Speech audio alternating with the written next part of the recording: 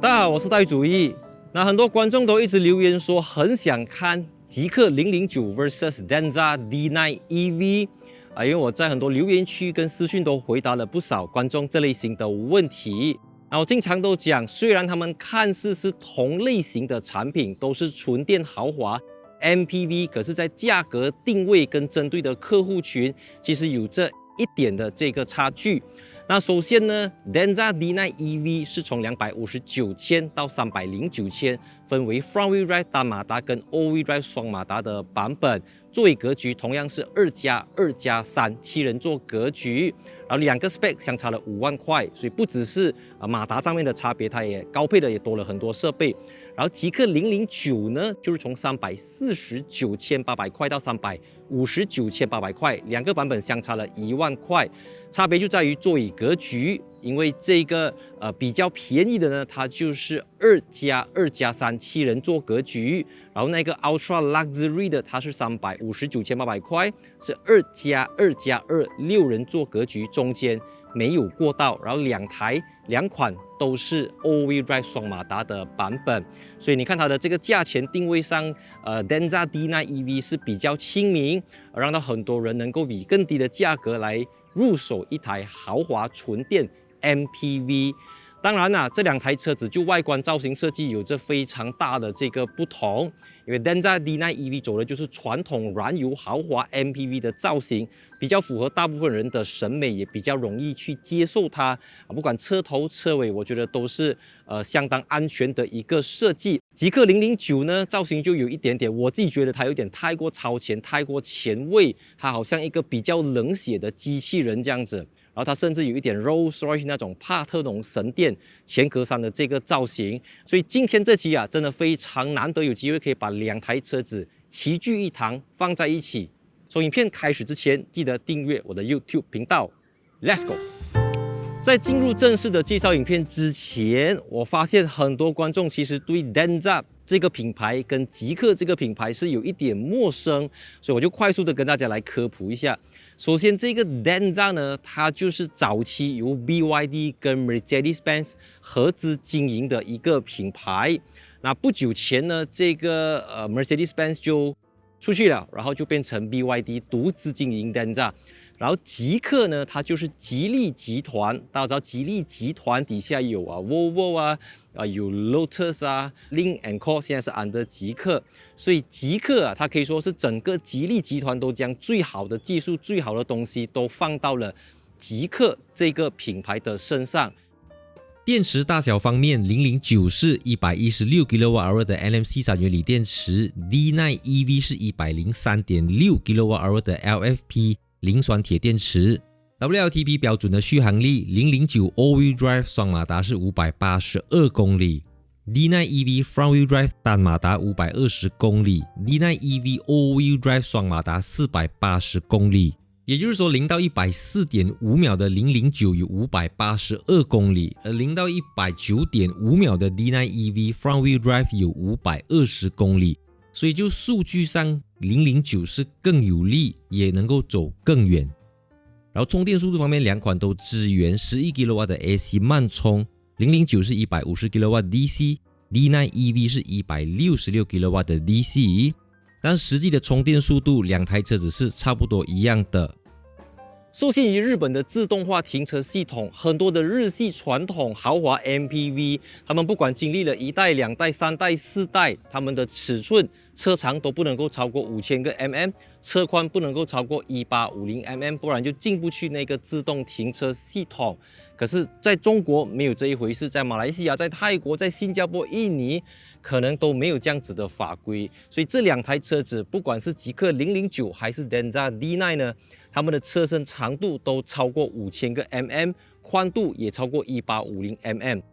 更加长的车身、更加长的轴距，也让到极氪009在第三排椅背直立的情况下，有574立车的行李箱空间。而 Denza D9 EV 有410立车，它不像一些日系 MPV 这样子，当你载满人就载不到行李箱。那再来 Denza 的车头这边就没有 frunk， 而009的车头还有一个29 liter 的 frunk。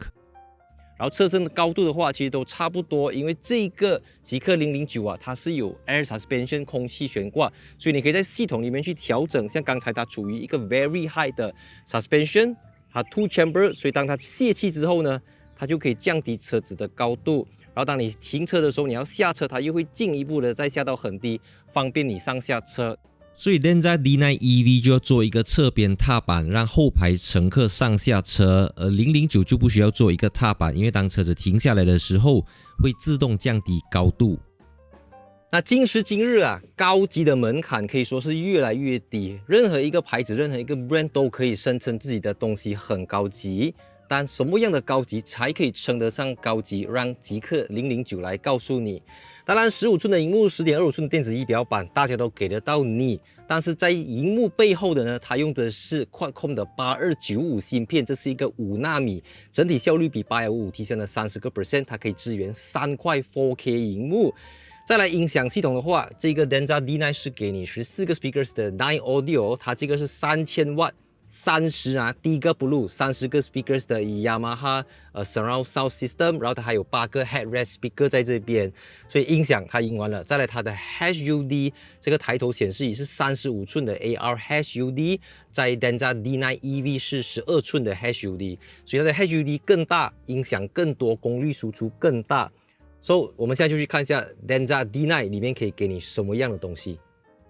作为 BYD 集团旗下的高端品牌、高端产品，这个 Denza 的内饰用了很多源自 BYD， 但是比 BYD 更加高级、更加 premium、更加 ADAS 的材质。从它的座椅材质，你摸得到的 soft touch 等等，它都是还有原木的这种饰板，都是比 BYD 更加的高级。然后15寸的荧幕，但是它不可以旋转，是一个 fixed 的荧幕。10.25寸电子仪表板。Front wheel drive 的没有 head up display，all wheel drive 的有 head up display， 还有这个 Nine Audio。然后它虽然给你很大块的电子荧幕，但它同时提供给你非常多的实体按钮，集中在 Center Console 这一边。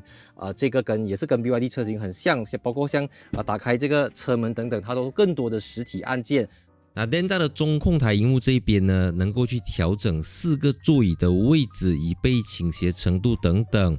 还可以打开通风椅功能和按摩椅的功能。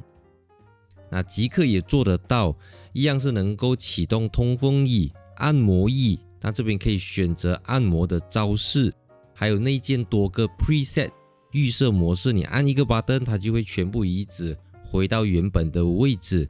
我们来看 Denza D9 EV 的第二排。那 Denza D9 EV 它提供了beige 浅色和 brown color 的这个座椅，但如果你要 beige color， 你要买到 all-wheel drive 特定颜色才可以，所以 brown color seat 算是一个标配啦。所以它不管是 front-wheel drive、all-wheel drive， 它都是2+2+3，也就是这边有一个 walk through， 像我身高这样高的人，我也可以通过这边走去第3排再回来。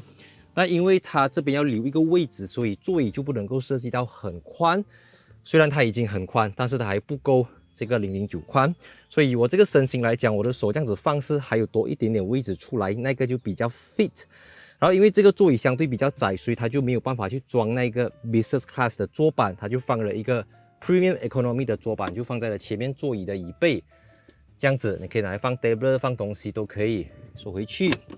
那009的7人座版本中间也是有一个通道，但是就没有那个小桌板。然后它的特点就是在这旁边这边呢，它有一个气的50瓦充电器，无线充电器，还有一个 Type C 的接口，所以你忘记带 cable， 大部分人都是忘记带 cable 的啦。不管我家里有500条 cable， 还是会买到1000条 cable， 所以不用烦恼，不用带 cable， 电话插进去就能够充到满。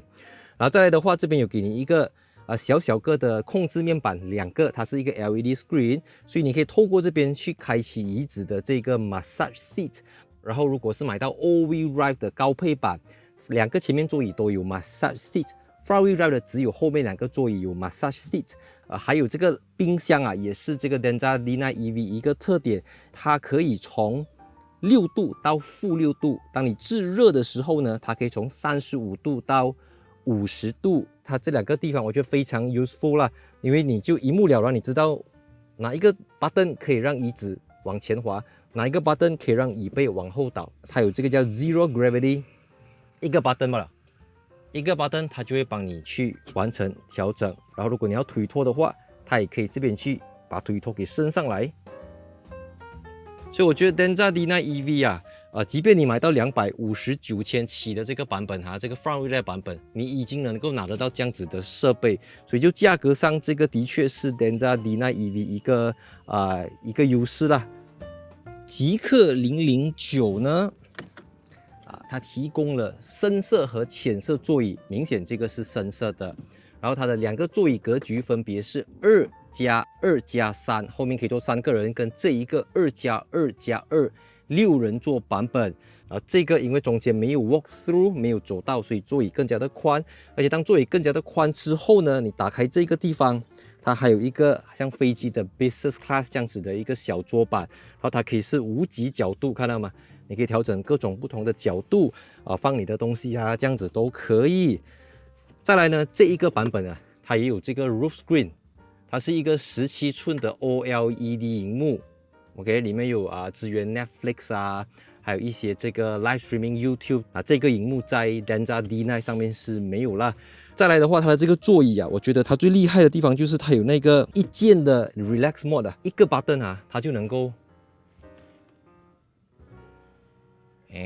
这样子去调整，而且它最出名的就是它的这个腿托，极氪009的腿托是可以去到 flat 的，市面上应该很极少数没有看过车子的这个腿托是可以去到 flat 的，所以极氪009就里面的设备上是完全就是怎么讲，我觉得是再上一个级别的东西了。of course 价钱也是相对比较高，然后滑轨电动调整这边的话它有这个遮阳帘，还有一些小小的 screen 可以给你去调整东西。of course 它有这个玻璃车顶然后再来的话，冰箱也是一个最大的卖点，因为这个极氪009它的冰箱不只是冰箱，因为它能够制冷制热。极氪009的冰箱呢 ，cooling 从15度到-6度 ，heating 从35度到50度，离机操作最长24小时。而 Denza cooling 是从0度到-6度 ，fresh keeping 8度到10度 ，heating 35度到50度，离机操作最长12个小时。极氪009的冰箱是支援离机操作24小时，人没有在车上，冰箱可以继续运作，所以它基本上是将冰箱、彩电、大沙发发挥到淋漓尽致，去到完开到准。它的缺点可能就是讲真的啦，你要找缺点是吹毛求疵找东西来讲嘛啦。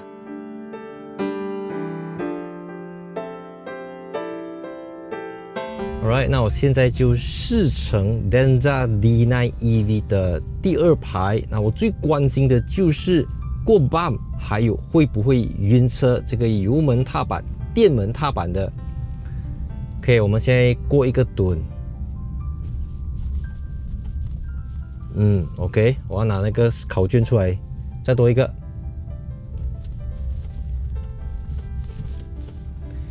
我觉得它 approach 那个 bump 的时候它还是比较 soft 的，你能够去知道你动到蹲，然后它在过蹲那个过程，你会 feel 到车身的悬挂系统在压缩挤压，然后再过去，它会稍微比较清晰一点。当然，这个呢是 FSD 的 passive damping如果是那个 Daihatsu C 的呢，就是 all-wheel drive 的，它会更加的优秀，它可以更加的用电脑ECU 去计算等等，这个就比较还有进步的空间啦，不然它也不会卖你多一个贵了5万块的这个版本这样子。所以这个 Denza D9 EV 呢，它的轮胎尺寸不管是 front wheel drive、all-wheel drive 都是18寸，差别是18寸是 Michelin E Premier C， 然后这个 all-wheel drive 的是 Continental Premium Contact C 的这个轮胎，然后极氪009的话是标配19寸。所以18寸的话，可能它在过弯的时候就不如19寸这么稳可是我觉得18寸确实是车子会相对比较续航里程会比较多啦。你都知道轮胎大1寸，续航里程就会少一点点这样子。因为我之前在中国的时候，我有试坐过这个 Denza D9 DMI， 就是有引擎的Denza D9 然后我也做了这个纯电版本的。然后在中国的道路状况，我会发现到其实汽油版的比较不晕车，电动版的，即便那个司机很慢很 gentle， 你还是会 feel 到那个感觉。我觉得这个 DMI 的可能比较适合乘客，把这个东西还是回到最后还是取决于司机的那个脚板的掌控的力度。你知道吗？他是从燃油车来的，他用驾汽油车的方式来驾，乘客就会很晕车。但如果他已经知道电动车要慢慢来，要 soft 来，就还可以，我觉得是可以接受的这个范围啦。然后这个车子就是你知道玻璃车顶也有，然后它有这个遮阳帘，它不是 fixed 的，所以你不要晒太阳，你可以遮起来这样子。只是说我觉得这个地方它就不提供这个更宽的座椅版本，所以我的手是要这样子放啦。把这个是建立在我身高178 cm， 如果你身形比较瘦弱比较小的，可能这个位置对你来讲是 fit， 所以大小没有最好，只有适不适合你自己罢了。接下来我们就来看它的高速隔音表现，我们现在叫司机开到大概超过100 ，Let's go。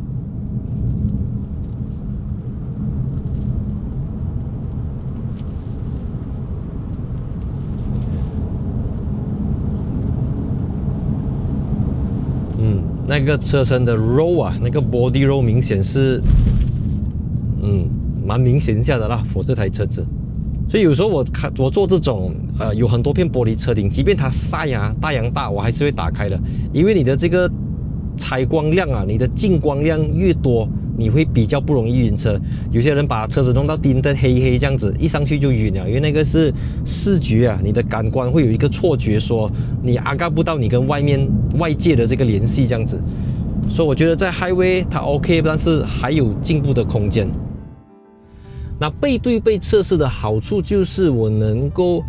背靠背的在同一条路、同一个天气、同一个试驾条件下去感受两台车子最真实的感受。我们来过回跟刚才一样的那个 bump， 我们来透过画面你来感受一下它的这个吸震、避震的功能，跟这个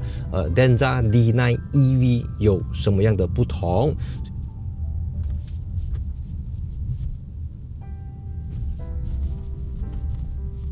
OK， 再多一个，这个比较尖的。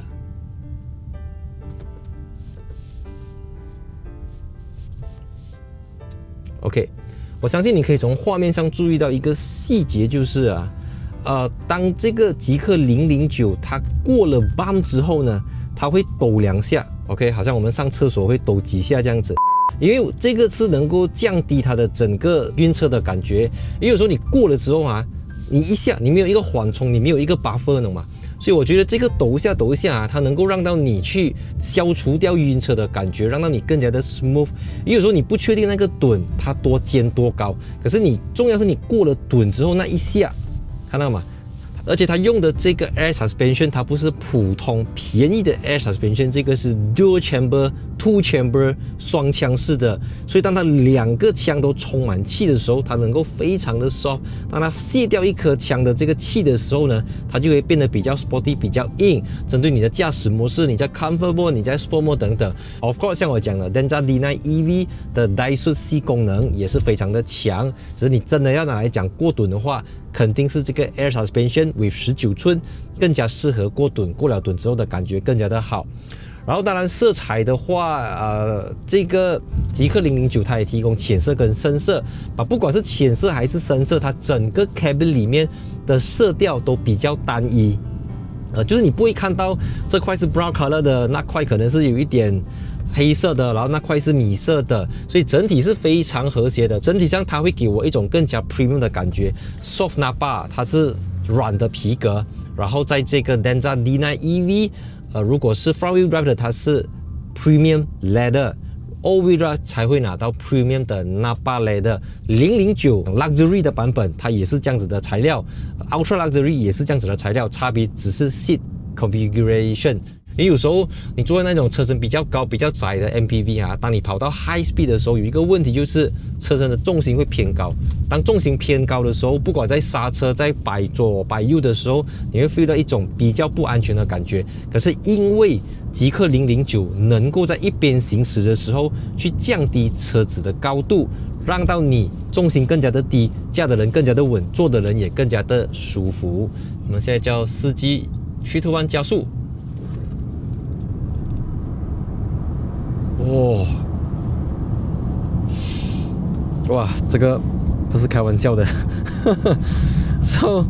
一样的，就跟我上一次介绍极氪009一样，我就回去我最喜欢的这个模式啊。重点是它那个腿托哦，是可以去到平的。等它一下，来了。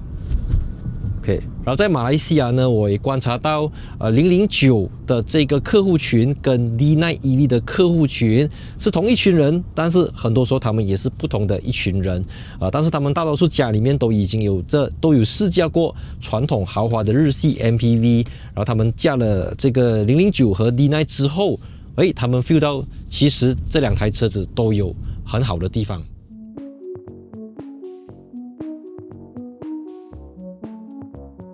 马来西亚版本的 Denza D9 EV 呢，它的前马达有313个 PS 跟360 Nm， 0到100是 9.5 秒。所以如果你加入了一个有61 PS 110 Nm 的后马达，综合输出会去到374 PS 跟470 Nm， 0到100从 9.5 秒下到 6.9 秒。even 是 all-wheel drive 的呢，它都比这个009慢，009是 4.5 秒。但是我们讲到这个从259千起的 Denza D9 EV front wheel drive front motor 加速 normal mode 瞬间扭力，它都已经比市面上那些 2.5 litre NA 或者 2.4 litre turbo 的MPV 还要有力，汽油 MPV 还要有力，因为它不是低转高扭力，它直接是不用转，它是瞬间扭力 instant torque 来的。所以我觉得电动车的好处就是这样子，你未必真的是去到很快，你也能够很有力，而且是无声无息的有力，非常的快。那其实坦白讲，我们跟009 compare 的话是有一点难度的，因为它在中国，我曾经做过 Denza D9 EMI， 就是有 1.5 L 的4气缸 turbo 引擎，所以你会 feel 到它的车头比较有燃油车的设计啦。然后你看它还有 start stop button 的，有时候你下车你要去 off engine， 所以它很多东西它都是要兼容。PHEV 它也要照顾到 BEV 这样子。然后这么巧，在我试驾 Denza D9 EV 之前啊，真的是这么巧，我才试完了这个最新的 Toyota Alphard，很 surprisingly 的因为我 back to back 这样试驾，那个感觉非常的明显特别是在你过墩的时候even 是 front wheel drive 的，因为 front wheel drive 的 Denza D9 EV 呢，它用的是这个 FSD 的 damping system， 然后之前开过那个 all wheel drive 双马达的 Denza D9 EV， 那个就是 Daihatsu C 的 adaptive suspension system， 那个更强，那个在过滤路面震动过墩的时候更加的舒服，它肯定比市面上那一些豪华日系 MPV 还要舒服很多。我觉得这个就是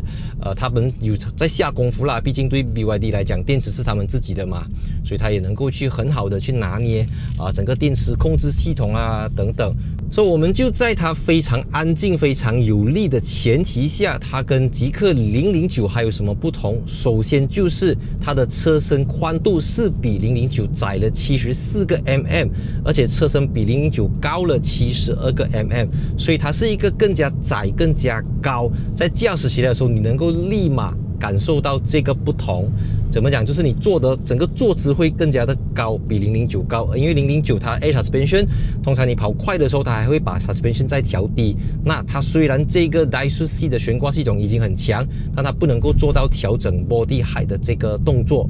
所以 corner 的话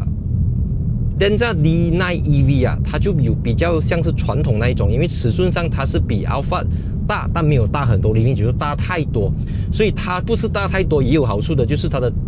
这个 turning radius 它的转弯半径是比较短的，它是 5.9 多，极氪009是 6.2 meter。像我如果住 condo， 可能这个车子更加容易进出，像009它可能比较适合住在 landed， but being said that， 其实你买电动车最好你都是住在 landed 比较好啦。所以我们来看高速行驶。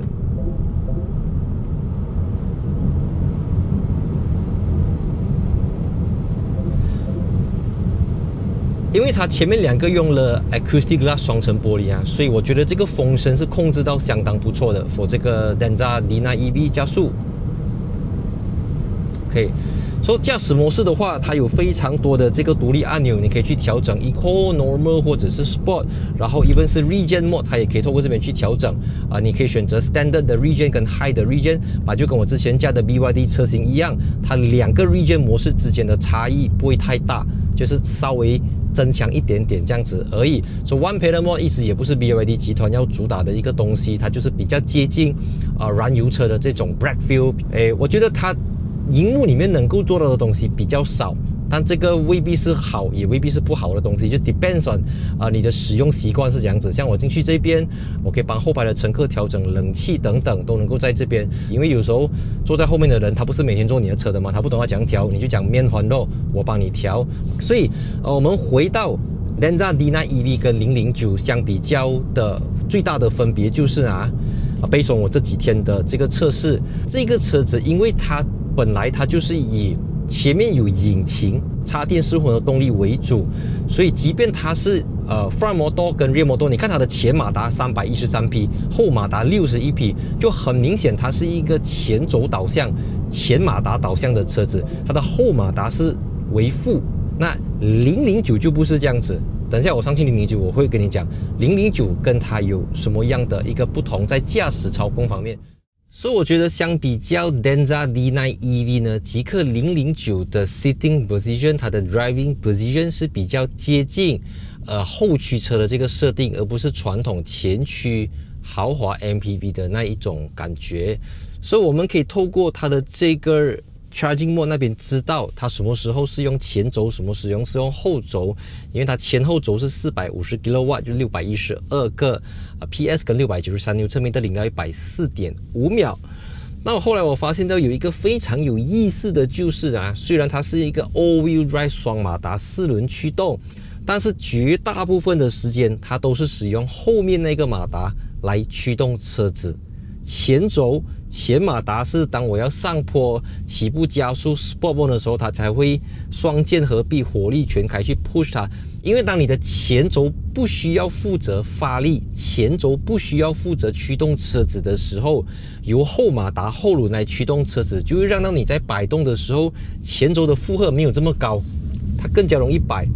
更加精准，一摆它就回来，你会觉得车子它更加的游刃有余，它更加的伸缩自如这样子的嘛。你可以根据不同的驾驶模式摆动，它完完全全就是一个后轮驱动电动车的这种过弯表现。加速，哇！以前我对 MPV 的想象就是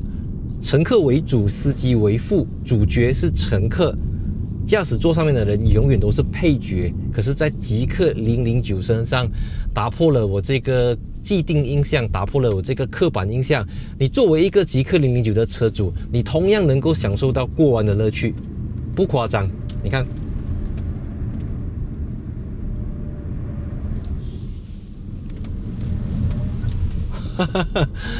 ，Oh my god！ 你真的要去试驾这个车子，你就可以知道它的那个 bandwidth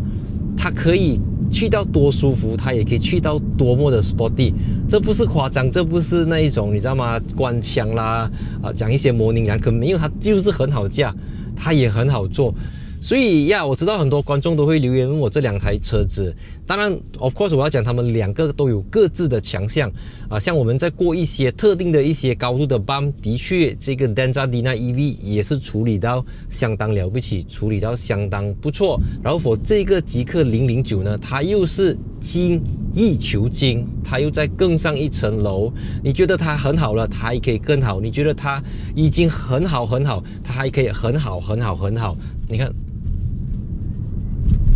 我很喜欢极氪009的这个power delivery，它的 weight transfer。当然，能力越强，责任越大，你就要去承担它很难 parking 的这个事实。但是在时速30 km/h 以下，你可以去启动这个360 camera， 有 normal， 你也可以选择 3D， 或者你要看到你的 wheel hub 哇，这个非常非常有用，因为对于很多老公跟老婆会吵架，就是因为这个东西。哇，你没有看到我的 rim， 哇，我的 rim 很贵了，你知道吗？不用烦恼，当你的老婆一到时速30以下的时候，就叫她按这个360的 camera， 就能够帮你省去很多烦恼，解决很多不必要的争吵。所以真的是很难啊，你真的很难在市面上、在市场上拿任何一个产品来跟009做比较。我观察到有很多极氪009的车主，他们同时也是 Lexus LM 的车主，上一代的 LM， 这一代的 LM， 他们车库里面都有。我觉得最好的广告啊，最有用的广告就是谁在使用它，它的用户是谁，它的客户是谁，也就是009，也就是极氪009要呈现给马来西亚的这个豪华纯电原生 MPV 市场的一种价值。综上所述，我们可以看得到这两台车子，不管是极氪009还是 Denza D9 EV， 他们都各有千秋，各有所长。只是他们大概的客户群，他们针对的用户可能会有不同。因为 Denza D9 EV 是从259千起 Front Wheel Drive 大马达的版本，然后这个极氪009呢，起步价就要从349,800块起间中相差了一个差不多9万块的差价。当然，我们说里面的设备的话，座椅格局也有不同，因为它就是2+2+3，不管你买到哪一个 variant， 它的第三排都能够坐3个人，而009呢就有分为第三排2人座跟第三排3人座，然后中间的座椅有过道的跟没有过道的版本。从续航里程的话，因为这个 LFP 电池是允许你充到 100%， 建议你充到 100%， 然后3元锂电池健康是在 80%， 只有你跑长途可以充超过 80%， 所以拉长不短，我觉得不会有太大的这个差异。所以动力的话，很明显009会比较有力，但这个 Denza D9 EV 呢，不管是单马达还是双马达，我觉得都能够足以应付日常使用。但如果你说你要起步加速，真的要很有爆发力、很有冲刺感的，极氪009确实是，就账面上它确实是比较有力的一款车子。那舒服程度的话，因为这个极氪009它是有着 Dual Chamber 的 Air Suspension，